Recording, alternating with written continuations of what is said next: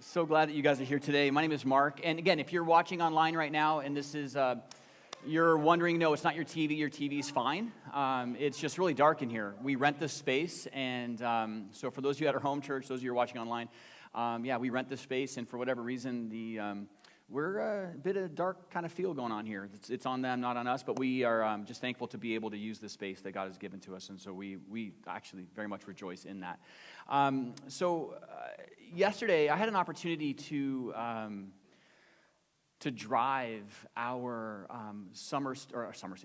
exchange student home. Now, not many of you know that. Maybe you did know that. We, over the course of the last number of months, we've hosted a foreign exchange student from France at our house, and it was great. It was just a wonderful thing, wonderful experience, and it's really funny because we got tricked into it, actually.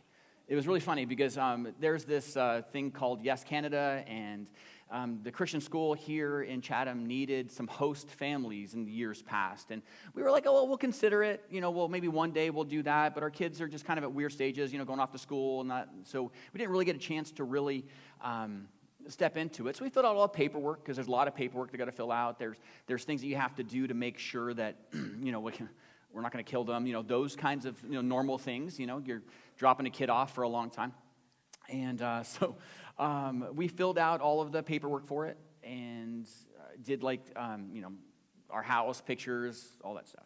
And we got some police checks and all those things. And then we had this lady come to our house, and we let her know that this is kind of what we're looking for. We'd be looking for something like this, something like not the whole year, just part of the year. It'd be a girl, because our daughters come home on a regular basis, and so it needs to be a girl. And but really, we're just considering this right now. We're not set yet. We're not doing this. We're just thinking about it. So this lady came to our house to do the final, it's kind of a walkthrough to make sure we don't have hooks and things on the wall for people to hang on. I don't know what they're looking for. I don't even know, because people can hide that stuff. They don't look in the closets. Hey, whatever. They just do that. So they're looking around for stuff. And so we're sitting there, and this is in in August. We're getting ready to go on vacation with the family in a couple of days. And so she scoots in there and does this for 15 minutes. And she's like, okay, and so we're really glad you guys signed up. And we're like, yeah, cool. Hopefully one day we'll be able to do this. And she goes, oh, one day? Oh, she comes in 2 weeks. I said, who comes in 2 weeks? She's like, your person. We didn't say yes. We didn't say yes to this. We said, okay, maybe we'll think about it. We'll go through the work, so that way when we do finally say yes, all the basics has been done, so we don't have to go through all of this. She goes, oh, she's really excited. Who is she? Oh, we don't really have all that information yet. Okay, we had no idea. So we ended up doing some kind of a FaceTime experience when we were on vacation with our daughters in Florida. So we met her and her family, and so she came, and it was cool. We're really thankful we did it. We're really thankful we did it because there's this beautiful verse in the Bible in Proverbs that says, man plans his way, but God directs his steps. And it's been really a large part of my story and my wife's story, that we have directions and we have ideas and we have plans.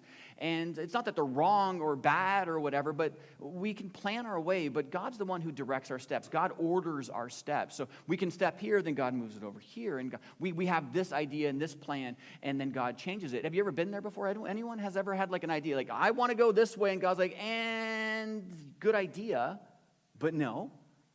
And sometimes we go reluctantly, sometimes we go excitedly, I don't know, but we're really glad we did it.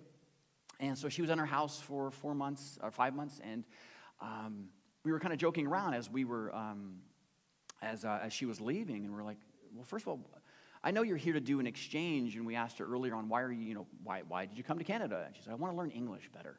I go, you know English better than I do. If you ever had a chance to talk to her, you're like, okay. You just feel dumb, man. I'm telling you. Anyone who knows a second language, man, I'm telling you, thank you for reminding me of how much of an idiot I am. It's really, honestly, because of many of you who know other languages is the reason why I'm trying to learn Spanish right now. Because I think that if we're going to continue to reach people, we need to not just like their food, but we also need to like everything about that. So I'm learning Spanish. But anyway, so this girl comes. Her English is fantastic. And then we're asking her, what do you think you learned from here going home? Do you think your parents are going to know anything different? Do you think they're going to notice a difference in you? I mean, maybe it's culturally we're not that much different. And so we're kind of joking around, like, what will your parents notice? Like, will they notice your language is better? I mean, she has grown taller. I mean, her pants, just got shorter. So, she's taller. She's changed a little bit. She's 14, so, there's a lot of changes that happen at 14. So maybe there was a lot of change. I don't know, but we were saying, but we can't imagine when she goes home after 5 months and her parents see her, and they're going to see a difference in her. They're going to see a change in her. And as I was driving home last night from the airport, I just got thinking about that. Like, what are her parents going to see different? And what that did is that question in my mind really just changed kind of everything not everything, but a lot of what I was going to talk about and planned out for the last little while to talk about today. Because I couldn't get that thought out of my head. I couldn't get that idea out of my head as I was driving, and it's not really safe to drive and write. So I was just thinking about it and praying about it. I'm like, God, what does this mean? I'm planning my way. And I planned the way, but I think you're directing some steps a little differently, and it's nothing really, really different. But what that made me think about was God brought this other passage to my mind in Acts chapter 4.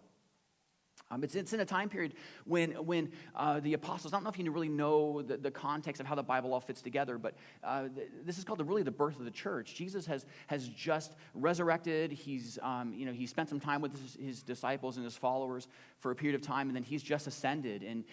But just before he did, he gave his closest followers this idea and this plan of attack. He's like, hey, listen, go and all the world and make disciples of all nations, baptizing them in the name of the Father, Son, and the Holy Spirit, teaching them to observe all that I've commanded. And you're not doing this on your own. I'm going to be with you wherever you go.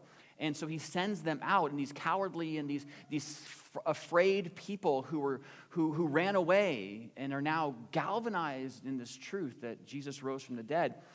Jesus sends them out to tell the world. And in this really short time period, they're just telling people. They don't really do it well. They're not really eloquent people. They're not really smart people. They're smart fishermen, and they're smart that way, but not smart with religion or with all that stuff. But they just tell people about Jesus. People are being healed. Lives are being changed. The church is being born, and then they get called in to the principal's office, kind of. Like they get called into these leaders, and these leaders are trying to understand what's going on because it's a new message, and there's this big, huge uproar that's happening because of this message.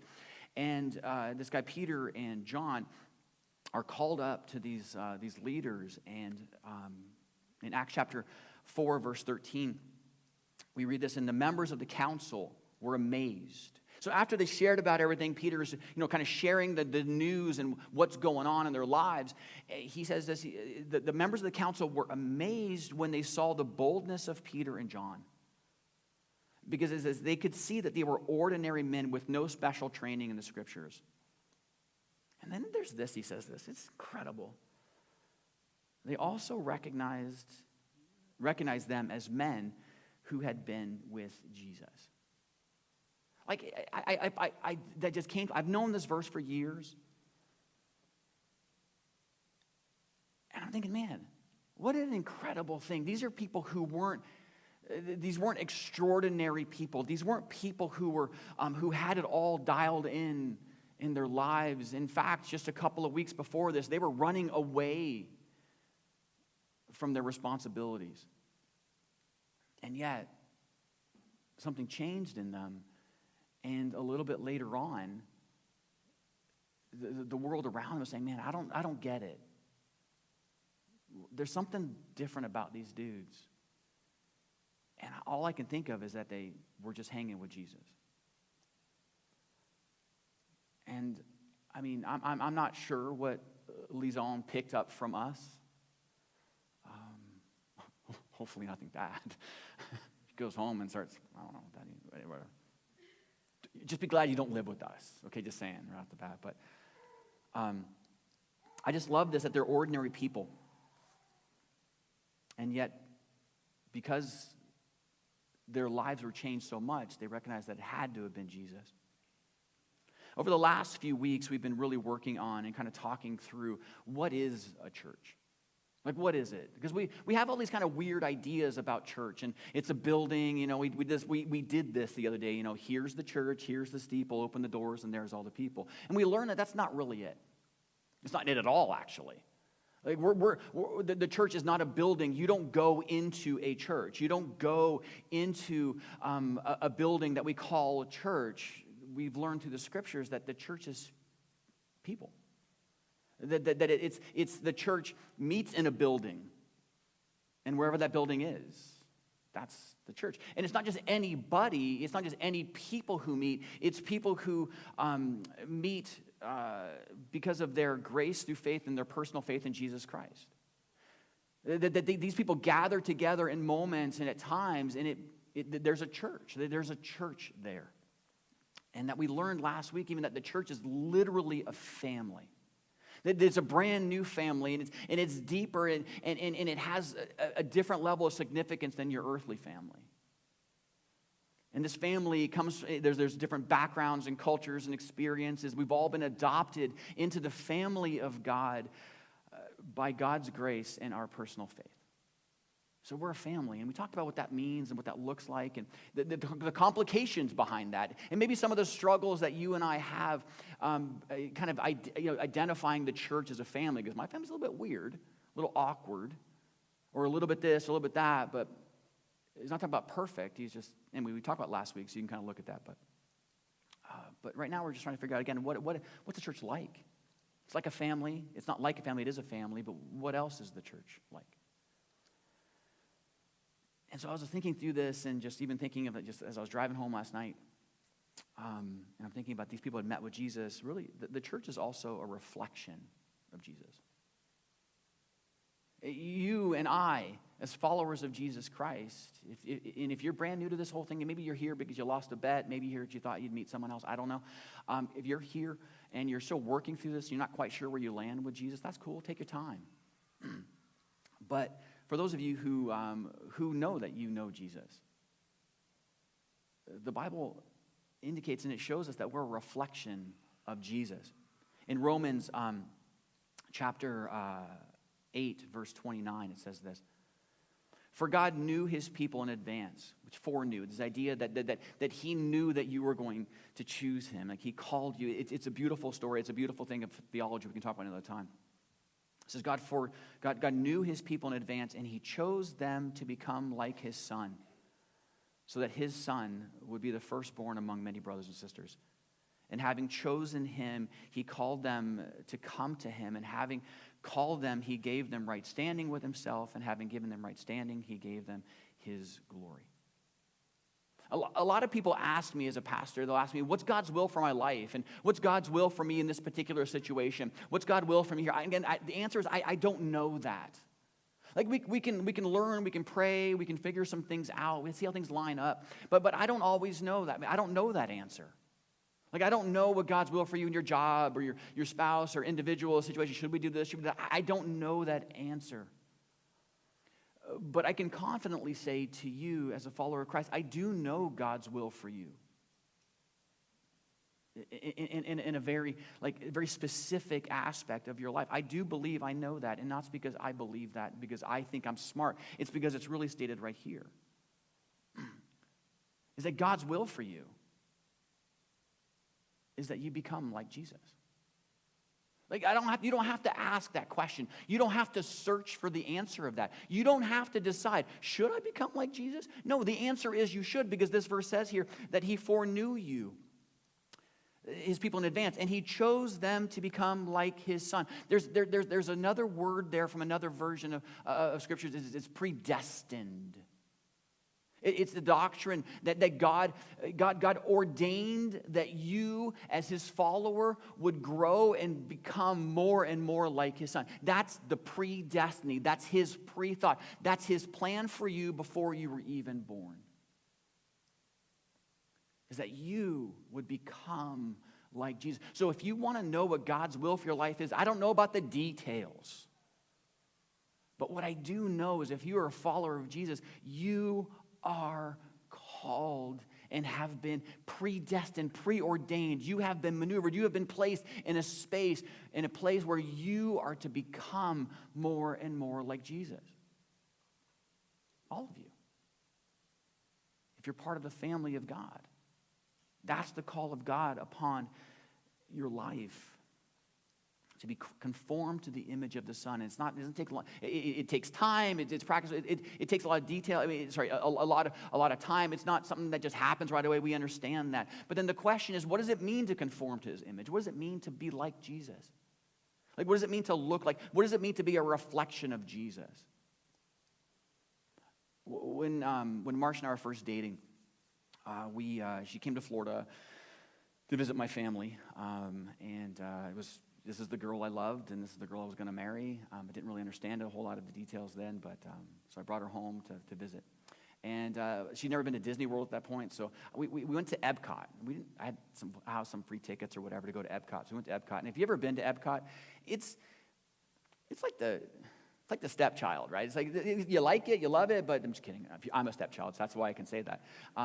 Like my dad, my stepdad, he liked me, but did he really love me? I don't know. Anyway, so, sorry, I digress. Counselors are speaking to me as we speak. They're looking at me like, well, let's talk after this, Mark. And again, some of you are sitting back going, wow, that's the guy that is my pastor? Yeah, I get it. Next, you're going to learn a whole lot about us, whatever. Epcot's great. It's okay. It's cool if you like things but not rides. Not that Disney's great. Like, Disney's kind of lame in some ways, too. I mean, like, if you can have a whole ride about just where you go, oh, he pops out, and like, yay. No, that's lame, too. But, I mean, it's basically a place where there isn't, like, a whole lot to see other than, like, some cool science stuff, right? If you like science. But in the back, what kind of cool in the back of Epcot is there's a whole bunch of countries back there. And if you've ever done it, it's basically you take every possible stereotype of that country, and that's what it's going to be. Like, it's hilarious, man. It's so funny because you go, this is the United States. I mean, it's whatever. You got presidents marching out and all that kind of stuff. You go to France, and there's a mime and all those things, like getting out of his box and stuff like that. And they serve, like, very, very stereotypical stuff. And it was really funny because at the very end of them is Canada. And I was so excited to go to Canada with Marcia, a Canadian, and for her to go see what the world sees when they see Canada. Because I have a stereotype of Canada at that point, right? And so I was seeing this. It's a very small picture of what Canada is. It's got mountains, and there's people in Mountie outfits. There's maple syrup, which is very Canadian, I get it, and there's some bluestone. I mean, it was super, super, super stereotypical. My idea of Canadians, growing up in Florida, we were just talking about this today. Growing up in Florida, Floridians, you got to understand, it's cold in Florida. I don't know why you're laughing. I don't even know why you're laughing, but it's cold in Florida when you're a Floridian. Now, when you're Canadian, it's so hot, I can't believe it. You actually sound like that. I hope you guys know that. This is how you sound when you go there. And you go in the water in like February. You're in the water just jumping around like it's a hot tub. And the rest of us in Florida are like, ugh, Like, we're surfing, we're peeing in our wetsuits just to keep warm, which is not weird. The rest of you people are in the water, this is the best thing, I can't believe how warm it is. And I'm like, man, no, that's stereotype. Canadians apparently don't feel cold. It's interesting, when we're asking the question about Canada, what is to be a Canadian, right? I don't know, it's interesting when we ask this question, what does it mean to be like Jesus? We can come up with all kinds of different ideas and stereotype this and stereotype that, and we just really don't get right down to the real nitty-gritty of what it means to be like Jesus when he says to be conformed to the image of Christ. The will of God for you is to be conformed to the image of Jesus. So what does that mean? Like, what does it look like? And I can't say I know all the answers to that. And really, I'm not smart enough really to get it other than just to look at what Scripture says. And there's this There's this passage, we talk about, we usually kind of walk through these passages a couple times, at least one every couple of years, because they're just so important, because it helps us to really get what it is to be a follower of Jesus. And it's found in Matthew chapter 5. And if you have your Bibles, I want you to open them to that. If you can look on your screen. And you need to read these on a regular basis. You need to follow along this thinking on a regular basis, because this is Jesus speaking to a group of people, and he was introducing to them a new way. This is what it looks like. You've been taught this, but I'm bringing something brand new to you. And it's this thing called the Sermon on the Mount. But before that, we call them the Beatitudes. And there's a reason for that, but we'll get into that another time. But he says this. He says, blessed are the poor in spirit, for theirs is the kingdom of heaven. Blessed are those who mourn, for they will be comforted. Blessed are the meek, for they will inherit the earth. Blessed are those who hunger and thirst for righteousness, for they will be filled. Blessed are the merciful, for they will be shown mercy. Blessed are the pure in heart, for they will see God. Blessed are the peacemakers, for they will be called children of God. Blessed are those who are persecuted because of righteousness, for theirs is the kingdom of God. I mean, if you're looking about what it means to be more and more like Jesus, really, here's the template here. This is the template. Now, we understand that there's no perfection here. We haven't all dialed this in, and there's some times in our lives we got a spot and it's really rolling, and other times it's not, and I get it, I understand. This isn't meant to be here to so it holds up a standard that you haven't reached, and so therefore you need to be upset at yourself. This isn't that. But this is really when you look at something, this is what should be reflecting back at you in your own personal life. Like this is what it means to reflect Jesus in the world. And today, this is going to probably bother some of you, because this isn't a profound thing I'm going to say. In a way that as I was driving, I was asking myself this question, and I wanted to get it out of my head, but I couldn't. But I kept asking myself this question I'm going to ask you. As we walk through this and think through the idea that as a church, we're to be the reflection of Jesus Christ. And the question I have for you is the same question I have for me is there evidence that these kind of things are in your life? I mean, you're a child of God, right? You're a follower of Jesus. And God has preordained that you would become more and more like Jesus. So the question is there aspects of this in your life, but the question is this a growing aspect of your life? Over the past year, can you see these things increasing in your story? Or have you just come to a place where it just kind of stops and it's stagnant? Man, this blew me up as I was driving. God was asking me, he's like, Mark, before you ask them, you need to ask yourself, are these things growing in you? Are you becoming more and more like me? I know you got to a certain point. Have you just stalled?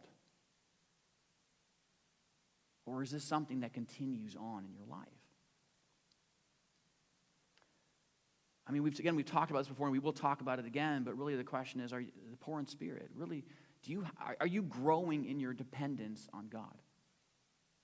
Where do you go to first? What happens when you don't have? Or what happens when something's not working? What do you do? Where do you go? Do you go to fear? Do you go to others? Do you go to bank accounts? What do you go to when you don't have? Or when there's a struggle, or there's something's not kind of working right. Where do you go? Do you go to God more and more and more? Are you trusting Him more and more for the things of your life and the situations and your circumstances? Remember, we're not talking about perfection here, but are you growing in this area? Mourning. Does sin bother you?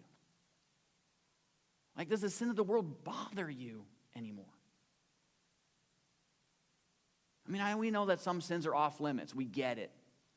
But have we just rationalized sin so much and justified other sins that it just doesn't bother us anymore? Now, again, I'm speaking to those of you who know Jesus, right? Okay, I'm speaking to you. Remember, we're supposed to be more and more like Jesus. Does sin bother you anymore? You got meekness. In classic Greek, the word here was really used to describe tame animals, like soothing medicine. Like animals that, man, if left on their own, they would just devour and shrink, but they're under control. It's the idea of self-control. It's the idea of gentleness. Strength under control. Are you more gentle now? Are you harsh in your treatment of others? Are you controlled in your temper? Are you more gentle now than you were before?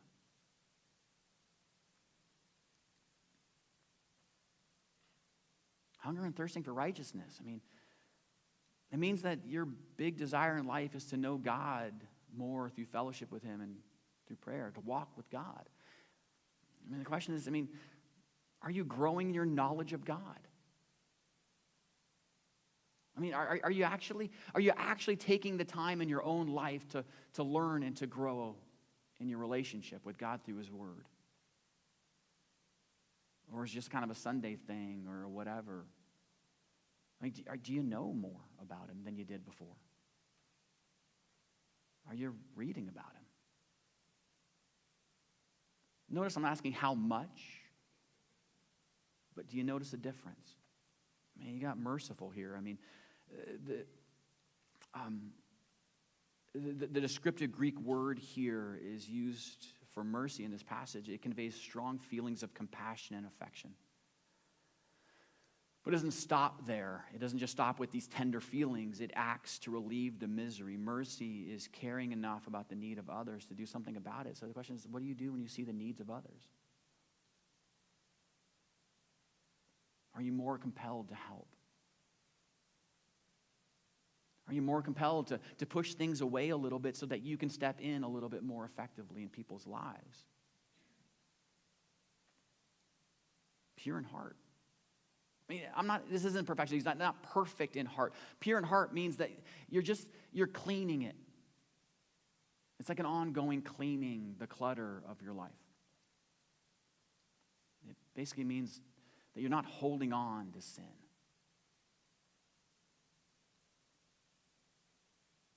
And the question is everything okay in your heart? We used to ask that to our girls when they were little. We'd come into their room and I'd say, how's your heart today? Is there anything in your heart that you need to get out? And then I would pray a prayer over them every single night. And I still do when they're home. The Lord protect you, shine His face upon you, be gracious to you, and He show you His favor and give you His peace. Is everything okay with your heart? Are there some lies that you've told? Is there grudges you're holding?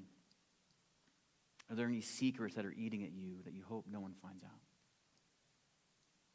Are you growing in the ability to just purge your life of the things that displease God? Peacemakers. We know that we can't have lasting peace until we have peace with God. 2 Corinthians chapter 5, verse 19 says, "For God was in Christ reconciling the world to Himself, no longer counting people's sin against them." Reconciliation means bringing two things that are at war, bringing them back together. It means helping point people to God. So the question is, does it bother you that there are going to be people who are going to die and be separated from God forever? Does that bother you? Does it bother you more and more that there's a broad road and a narrow road, and there's a very few people who choose the narrow road, but there's a lot of people who go the broad road? Does that bother you anymore?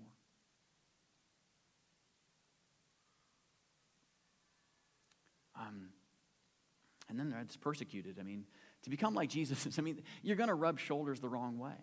Maybe rub shoulders. You're going to rub people the wrong way. It's not always good. To become like Jesus means that you're going to stand out a little bit, and that's not always going to be good. Is it okay? Are you standing out at all? Are people noticing any difference in you? Are you growing in any of these areas? To be conformed to the likeness of Jesus, we need to be growing in these day by day, moment by moment, just getting these right. Now, again, I understand there's variations. I understand that we're not going to be perfect at this. It's like school, right? I get it. It's like going to school. How many of you, there's a certain subject you love, a certain subject you hated? And I know the word hate's strong, but some of you hated it. So how many of you are math people? Love math. Anyone? Bunch of weirdos. That's fine. That's okay. Science. Anyone? Science. Dial me. Oh, a couple more science. History. Anyone? Really? Okay. Recess? PE, lunch, any lunch was legit, right? Or just the social aspect, right? Okay, no, I understand what happens is with us in these moments is we say, okay, I'm going to choose what I'm going to grow in, but God's like, no, you just don't build your arms, you got to do your legs, it's the whole body thing going on here. You just can't just work on one area that you love doing, that you dialed in, that everything's easy on that area. He's saying, no, you got to grow to become more like Jesus in the fullness of Jesus. All of these things. You just can't pick one of these beatitudes and say, I'm going to do that one, but I'm not good at this one. So I'm going to push that aside. It's like, no, man, we got to grow in all of these, especially the ones you struggle in. Especially the ones you struggle with. Maybe you're just content where you are. I mean, C's get degrees, right? I don't know. It's an American thing. I don't know if they do that in Canada because they don't really get A's and B's and C's. But C's get degrees, man. Just enough, baby. Just enough. Some of you are laughing because you're like, man, I get it, right? I have a daughter who's like, man, no, whatever. I mean, not to push her on a scale, but her grades were high. She's like, but I can get more. I'm like, well, get careful. I mean, here I'm saying as a father, don't go crazy with your grades, right? Like, say, don't go nuts with this. But it's like, no, it's the idea here that we need to continue to strive to become more and more like him.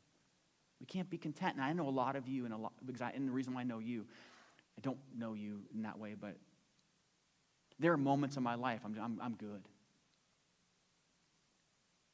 I'm just content where I'm at in my faith. But that's not becoming more and more like Jesus. Because I haven't reached it yet. You clearly know that. So we need to keep moving forward. We don't come to become like Jesus by accident. It's on purpose. See, the reason why I think this is so important is because God wants his church to be able to fulfill his purposes for which that he created them to be, without being dependent on speakers, facilities, programs to do it for them. See, God wants you and me to be able to stand on our own. And here, I did this a long, long time ago. Actually, it was the second year we were here. And I've used this illustration again that time, and I don't like to do it again, but I just couldn't think of anything else that seemed to fit. There's a bowl of water, and there's a sponge in it, and nothing special. It's just a bowl of water and a sponge. And so I'm going to take the sponge out, and then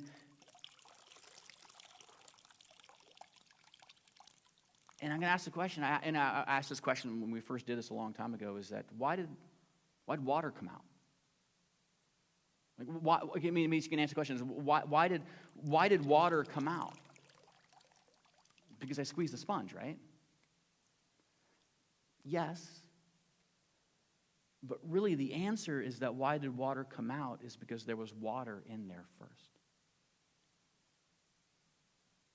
The reason why water came out of the sponge is because I squeezed the sponge, but there was water in there. If I squeezed the sponge and there wasn't water in there, I can squeeze the sponge all I want and nothing would come out.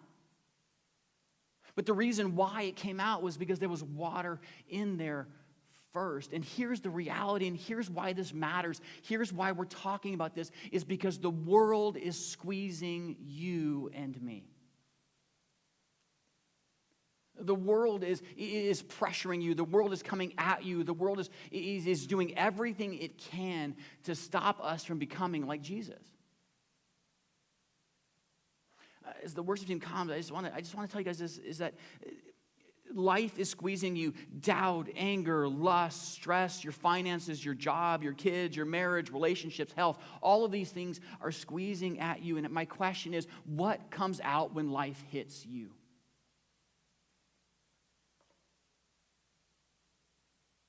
What comes out? What comes out when stuff hits, when life hits? The answer to that question should be Jesus.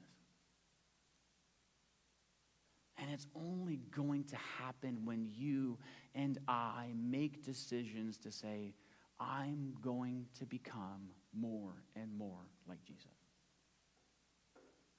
I am going to reflect him in all of these areas of my life, not perfectly,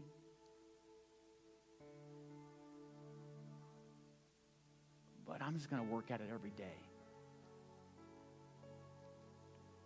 See, God wants to get into your marriage. He wants to get into your job and your sexuality. He wants to get in your school, your relationships with your parents and your kids.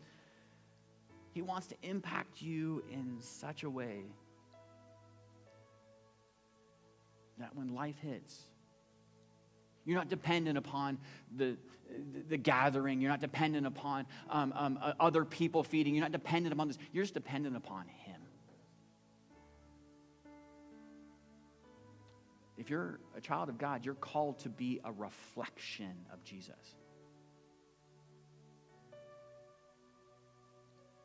So the question is, are you reflecting him? So let's grow with this. Let's get better at this. When life squeezes us, it'd be really, really, really cool if Jesus came out. So my question is, are you growing? Have you grown? Which areas are you struggling with? And would you be willing to stop being content? And let's allow the Holy Spirit to grow us in that area. I mean, that's just what I was thinking about as I was driving. So if you're walking away forgetting what I said, it was probably the baklava I ate. I bought a kilo of it, and I ate most of it on the drive. But I really think this is something that we need to hear. Because most of you have been going to church for a really long time, and we've become dependent on the wrong things. We think we can just get by, and it doesn't affect God. But God has ordained that you and I become like Jesus. So let's do that together as a family. And we'll see what God can do through that to change us and to change our world.